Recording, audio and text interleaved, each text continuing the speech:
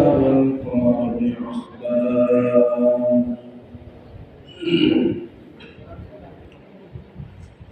والنجم والشجر يسجدان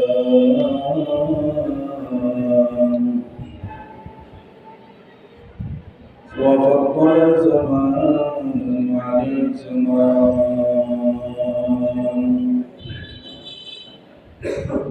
كما فضل مكانا على مكان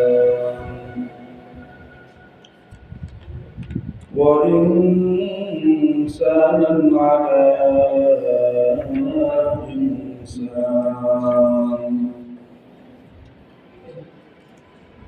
ونشهد أن لا إله إلا الله وحده لا شريك له لا ضد له ولا ند له ولا مثل له ونشهد أن سيدنا وسندنا وحبيب ربنا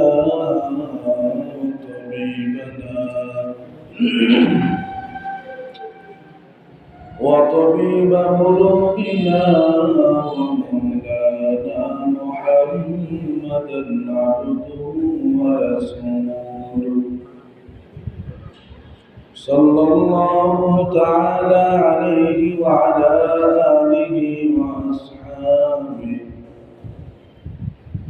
وأصحابه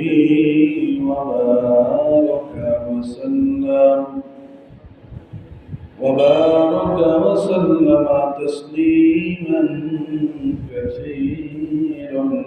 كثيرا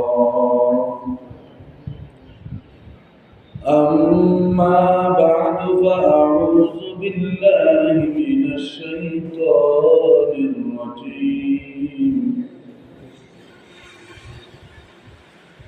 بسم الله الرحمن الرحيم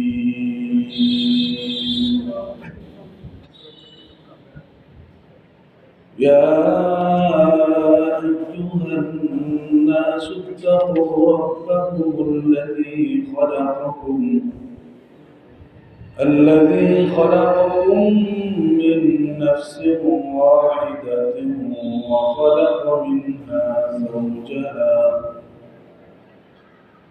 وخلق منها زوجها وبث منهما رجالا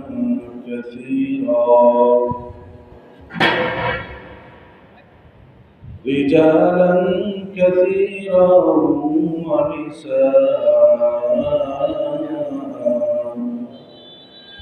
واتقوا الله الذي تساءلون به والأرحام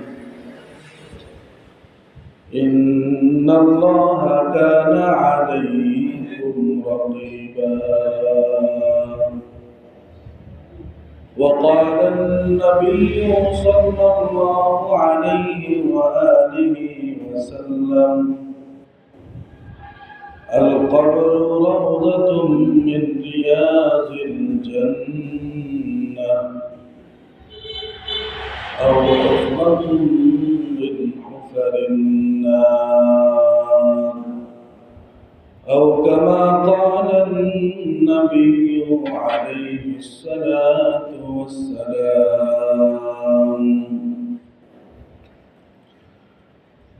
إن الله وملائكته يصلون على النبي يا أيها الذين آمنوا صلوا عليه وسلموا تسليما اللهم صل على محمد وعلى آل محمد كما صليت على إبراهيم وعلى آل إبراهيم إنك حميد مجيد اللهم بارك على محمد وعلى كما باركت على إبراهيم وعلى آل إبراهيم إنك حميد مجيد. زيارة مدینہ کی دل میں ہے تمنا، نہیں ہے میرے پاس سفر کا سمانا، بلغ العلا بکمالہ كشف الدجى بجماله، حسنت جميع خصاله، صلوا عليه وآله. بلغ العلا بكماله كشف الدجى بجماله، حسنت جميع خصاله، صلوا عليه وآله. আলহামদুলিল্লাহ, আল্লাহ পাকের দরবারে অসংখ্য গণিত লাখ কোটি শুকর ও সুজুদ যে মহান রব্বুল আলামিন আমাদেরকে দয়া করে মায়া করে মহব্বত করে জুমার দিন মসজিদে আসা বসার মতো তৌফিক দান করেছেন। পাশাপাশি কোরআন ও হাদিস থেকে কিছু কথা বলা এবং শোনার নিয়তে বসার মতো তৌফিক দিয়েছেন। এজন্য দিল থেকে শুকরিয়া আদায় করি, আলহামদুলিল্লাহ। আল্লাহ রাব্বুল আলামিন কোরআনে কারীমের মধ্যে সূরাতুন নিসা এর প্রথম আয়াতে আল্লাহ রাব্বুল আলামিন ইরশাদ করেন, হে দুনিয়ার মানুষ সকল, তোমরা ওই আল্লাহকে ভয় করো যিনি তোমাদেরকে সৃষ্টি করেছেন একজন মানুষ থেকে। কয়জন মানুষ থেকে? একজন মানুষ থেকে। বলেন, দুনিয়াতে এই পর্যন্ত যত মানুষ আসছে এটার গণনা কেউ দিতে পারবে? একমাত্র আল্লাহ ছাড়া। কিন্তু আল্লাহ রাব্বুল আলামিন এই আয়াত যখন আমাদের নবীর উপর নাযিল করলেন, ওই সময় পর্যন্ত যতগুলো মানুষ আসছে ওদের জন্যই কি এই আয়াত, নাকি কিয়ামত পর্যন্ত সবার জন্য? কিয়ামত পর্যন্ত বান্দা এবং বান্দির আসা যাওয়া, আল্লাহর বান্দা বান্দির আসা যাওয়া সিরিয়াল চলতেছে, কিয়ামত পর্যন্ত চলবে। আল্লাহ সবাইকে উদ্দেশ্য করে বললেন, তোমরা ওই আল্লাহকে ভয় করো যিনি এমন ক্ষমতার অধিকারী, যিনি তোমাদের অসংখ্য অগণিত বান্দাবান্দিদেরকে একটা নফস থেকে, একটা মানুষ থেকে সৃষ্টি করছেন।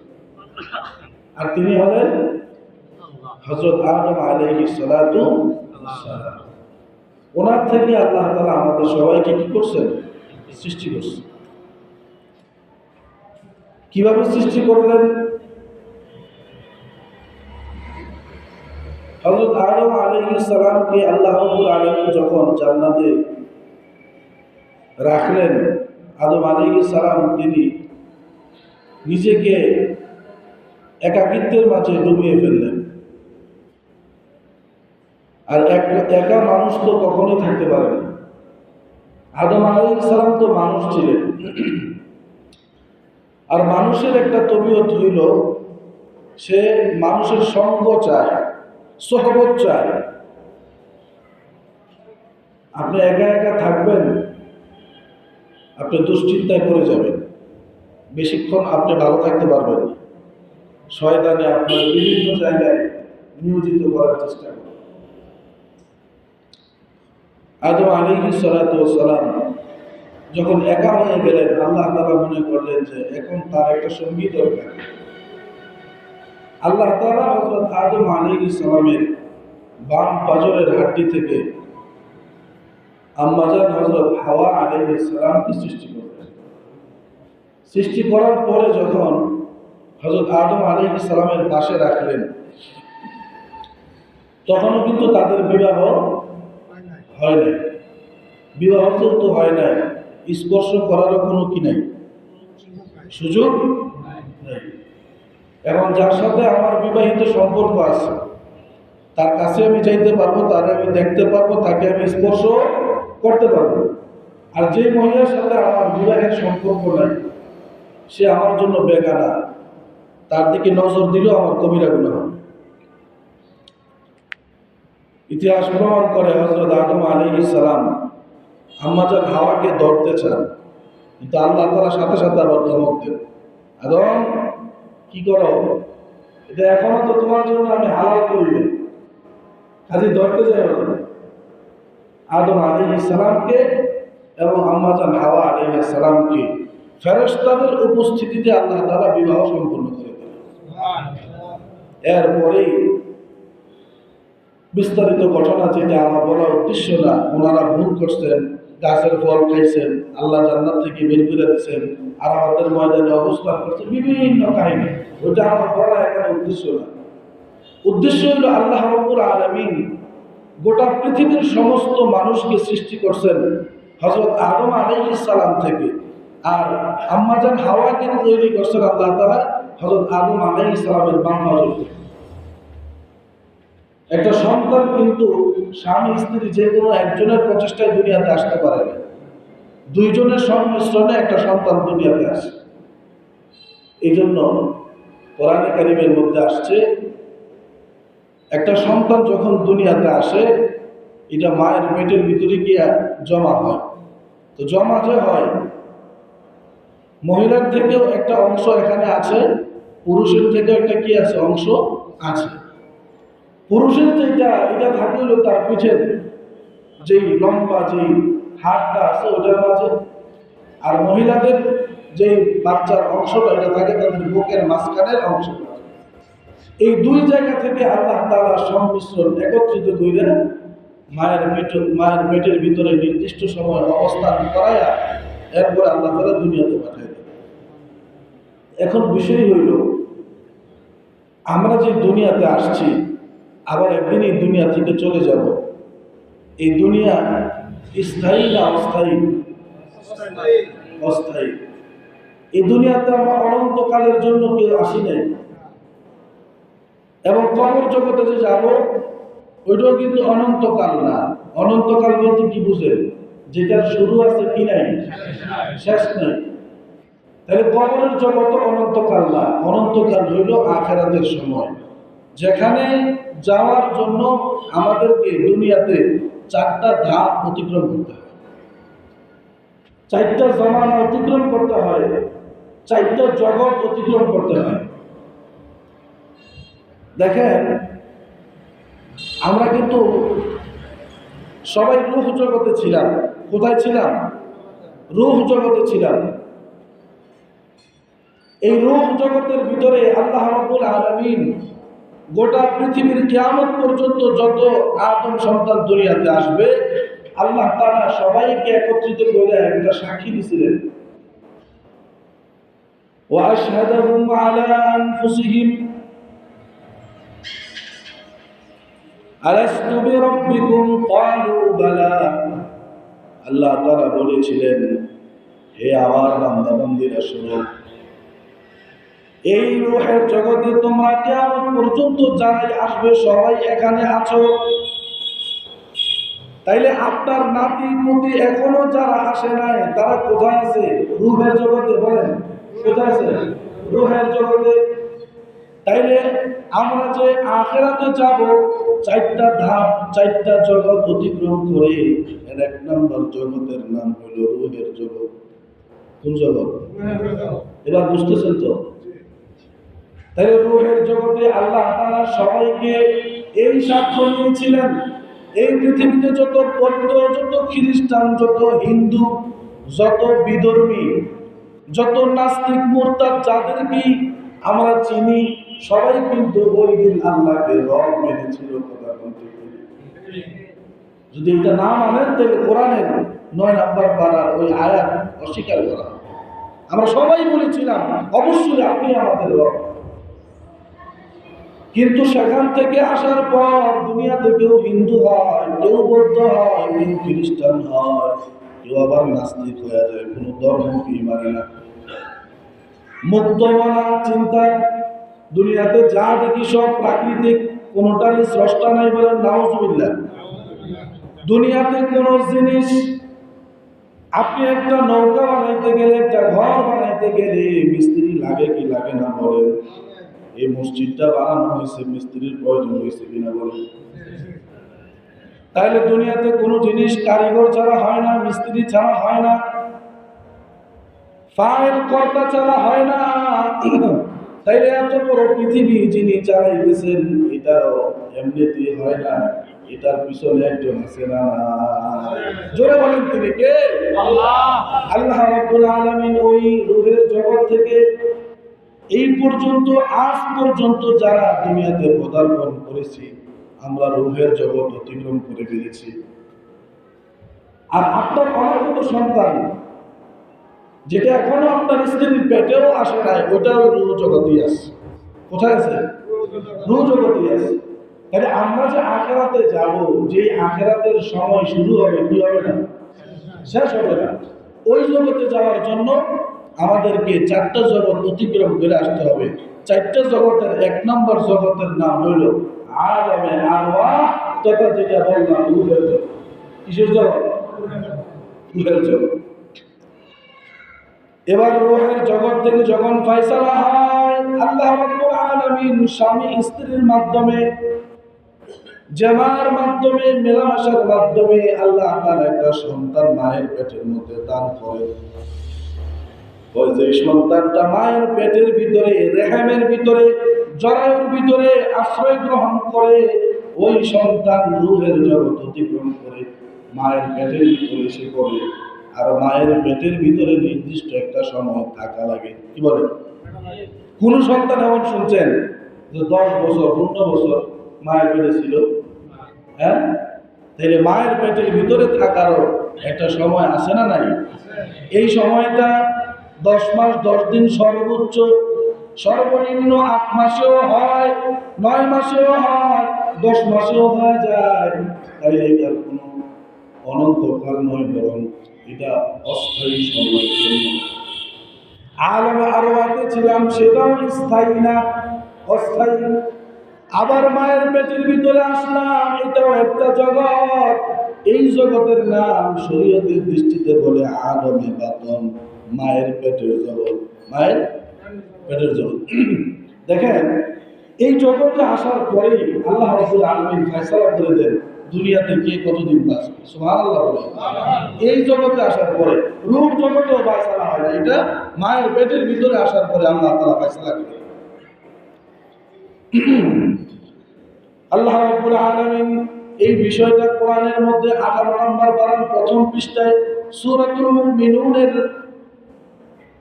11-12 নম্বর আয়াত থেকে আল্লাহ তাআলা এটা বান্দাদেরকে বুঝিয়ে দিলেন। ওয়ালা কাদ খালাকাল ইনসান, আল্লাহ বলেন আমি মানুষদেরকে সৃষ্টি করেছি কোথা থেকে? কয় মিন সুলালাতিন মিন তিন, কাদা মাটি থেকে। এই কোন মাটি থেকে? এত খালি প্রশ্নের পরে প্রশ্ন আসে, আমি জবাব দিলে বয়ান করবো কখন? ভাই, এখানে কাদা মাটির কথা বলা হয়েছে আদম আলাইহিস সালামের দিকে নিসবত করে, যেহেতু আদম নবী মাটির তৈরি, কথা ঠিক না? তো ওই নিসবতটা কোন দিকে হয়েছে? আদমের দিকে। মূলত আমাদের সবার সৃষ্টি কিন্তু মাটির। কেন বলা হয়? যেহেতু আমাদের বাবা আদম আলাইহিস সালামের তৈরি হয়েছে মাটির। কিন্তু আমরা কি মাটির তৈরি? আমরা কিন্তু হুকমান মাটির তৈরি, কিন্তু বাস্তবে আমরা বীর্য দ্বারা সৃষ্টি হয়েছি। কথা বুঝছেন নি? তাইলে কেউ যদি বলে আমরা মাটির মানুষ, এটাও কি না? ভুল না। যেহেতু আমাদের মূল গোড়া আদম আলাইহিস সালামকে আল্লাহ সৃষ্টি করছেন কাদা মাটি দিয়ে, তাহলে ওই দিকে নিসবত করে আল্লাহ তাআলা এখানে মাটির কথা বললেন। সুম্মা জাআলনাহু নুতফাতান ফি ক্বারারিন মাকিন, অতঃপর একটা সন্তান যখন দুনিয়াতে আসে, আসার মাধ্যম হইল তার মা বাবার বীর্যকে একত্র করিয়া আমি সুনির্দিষ্ট একটা পাত্রর ভিতরে রেখে দেই। ওই পাত্রটা হইল মহিলাদের জরায়ু। মহিলাদের জরায়ু। জরায়ু অনেকে যারা বুঝেন না, বাচ্চা দানি। কি দানি? বাচ্চা দানি। এটা এতটা সংরক্ষিত, আল্লাহ বলেন ফি ক্বারারিন মাকিন। হয় এটার ভিতরে বাচ্চা থাকা অবস্থায় কোনো আঘাত পায় না, কোনো কষ্ট পায় না। এটার হেফাজত করেন কি? তাইলে এই জগতে যখন আসে, অর্থাৎ মায়ের পেটের ভিতরে বীর্য আকারে, নুতফা আকারে, বাংলা কথা নাফাক 2 ফোঁটা পানি আকারে ঢুকি মায়ের জরায়ুর ভিতরে। এরপরে তুম্মা খালাকনান নুতফাতা আলাকা, বীর্য আকারে নাফাক 2 ফোঁটা পানি আকারে আমরা মায়ের পেটে থাকি 40 দিন। কয় দিন? 40 দিন। আল্লাহ বলেন সুম্মা খালাকনান নুতফাতা আলাকা, 40 দিন অতিক্রম হওয়ার পর আমি ওই নাপাক পানিটাকে আমি একটা জমাট রক্তে পরিণত করে দিই। 40 দিন পর পরে মায়ের পেটের ভিতরে বাচ্চার কি হয়? পরিবর্তন হয়। আর এই আয়াত থেকেই বুজুর্গানের দিন কি করছেন? একটা মাসালা বের করছেন। চিল্লা লাগায়নি মানুষে, চিল্লা লাগায়নি। ওই যে তবলিগে যে যায় চিল্লা লাগায়, ওই চিল্লা আবার কোত্থেকে আসলো? বুজুর্গানের দিন এই আয়াত থেকে মাসালা ইস্তেমবাদ করছেন। মায়ের পেটের ভিতরে যেহেতু 40 দিন পর পরে বাচ্চার স্ট্রাকচার পরিবর্তন হইতে থাকে, কোন মানুষ যদি গুনাহ করে, বদদিন হয়, নাফরমান হয়, তারে বুঝে সমঝায়া চিল্লায় মেহনতের জন্য পাঠাই দিলে 40 দিন আশা করা যায় জাহান্নাম থেকে জান্নাতি হয়ে যায়। কথা বুঝে আসছে?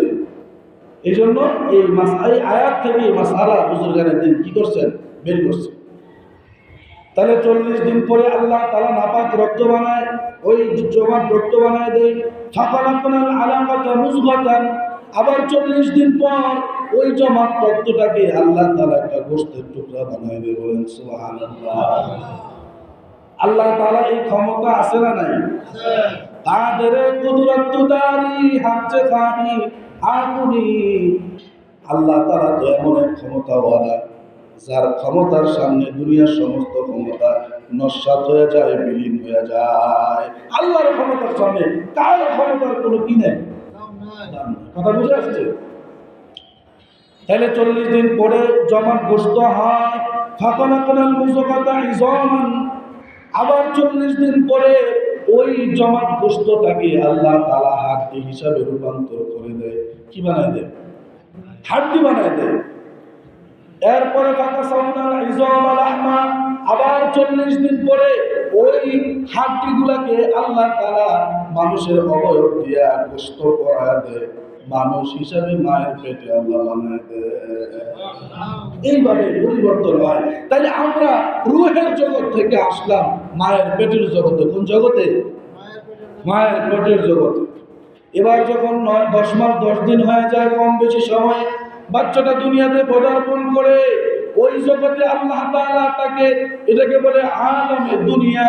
আলমে দুনিয়া, দুনিয়ার জগৎ। এই জগতেরও একটা শেষ আছে। কি আছে?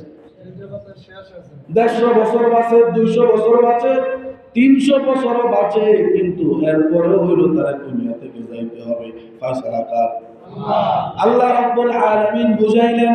এই যে মাঝে মাঝে কিছু মানুষের ব্যতিক্রম ধর্মী এমন বয়স অনেক বেশি হয়ে যায়, এটা আল্লাহ তাআলা দুনিয়ার মানুষকে শিক্ষা দিলেন। দেখো, এরপর দুনিয়া থেকে যাওয়াই লাগবে, থাকার কোনো কি নাই, থাকার কোনো সুযোগ নাই। এই দুনিয়াটা আল্লাহ রাব্বুল আলামিন এমন অস্থায়ী করে বানাইছেন মানুষের শিক্ষার জন্য। আল্লাহ তাআলা বহুত সময় এই রকমের উদাহরণ আল্লাহ রাব্বুল আলামিন মানুষের সামনে পেশ করে দেন। তাইলে আলমে আরওয়া অতিক্রম করলাম, মায়ের পেটের জগৎ অতিক্রম করলাম, এবার দুনিয়ার জগতে আমরা চলতেছি। দুনিয়ার জগতে কারো 60 বছর, কারো 70 বছর, কারো 50 বছর অতিক্রম করার পর ওই মানুষটাকে একদিন দুনিয়া ছেড়ে চলে যেতে হয়। কি বলেন? যাইতে হয় কিনা বলেন? কথা বলেন না কেন? যতই সম্পদ হোক, যতই ক্ষমতা হোক, যতই টাকা হোক, যতই বাহাদুরি হোক, কোন মানুষ যদি নামাজ না পড়ে, আল্লাহকে বিশ্বাস না করে, নবীর উপর ঈমান না আনে, আখিরাতকে বিশ্বাস না করে, ওই মানুষদের জন্য আল্লাহ রাব্বুল আলামিন ফেরাউনের ইতিহাস উপদেশ হিসাবে বানায় রাখছেন। দেখো, ফেরাউনও থাকতে পারে, পারছেনি? সাদ্দাত থাকতে পারে নাই, নমরুদ থাকতে পারে নাই, হামান থাকতে, আরে অত অসংখ্য অগণিত সম্পদের মালিক কারণ পর্যন্ত থাকতে পারে নাই। আল্লাহ রাব্বুল আলামিন শিখাই দিলেন, দেখো তোমার সম্পদ আছে, সব আছে, আমি দিয়েছি, তুমি নামাজ পড়ো, তুমি রোজা রাখো, তুমি আল্লাহকে মানো, আখিরাত বিশ্বাস করো, কবর জগৎ বিশ্বাস করো, আমার নবী মুহাম্মদকে বিশ্বাস করো, যদি করতে পারো সম্পদ হওয়ার পরেও তুমি জান্নাতি, সুবহানাল্লাহ। আর যদি কোনো মানুষ সম্পদের বাহানা দেখায়া আল্লাহরে ভুলে যায়, সার কিন্তু পাবে না, সার পাবে না, কোনো প্রকার সুযোগ আল্লাহর কাছ থেকে পাবে না। এবার যখন দুনিয়া থেকে বিদায় হওয়ার সময় হয়, আমাদের মধ্য থেকে যারা দুর্বল মানুষ, গরিব মানুষ যখন মারা যায়, মসজিদের মধ্যে এলান হয় কি হয় না? জোরে বল, আরো জোরে। হয়নি? এলান হয়। ওই এলানটা একদিন আমারও আপনার নামে হবে কি হবে না বলো? গরিব মানুষ হলে মসজিদে এলান হয়, কি এলান হয় শোনেন? কেউ কিন্তু বলে না অমুকে মারা গেছে, এটা কেউ বলে না। সবাই বলে কি আব্দুল করিম, আব্দুল জলিল, আব্দুর রহিম দুনিয়া থেকে ইন্তেকাল করেছে, কিন্তু কেউ বলে না মারা গেছে। কেন বলে না জানেননি? কারণ দুনিয়া এটা কখনো মারা যাওয়ার জায়গা না, দুনিয়া হলো ইন্তেকালের জায়গা। এই দুনিয়া থেকে মারা যাওয়ার মাধ্যমে আখিরাতে যায় না।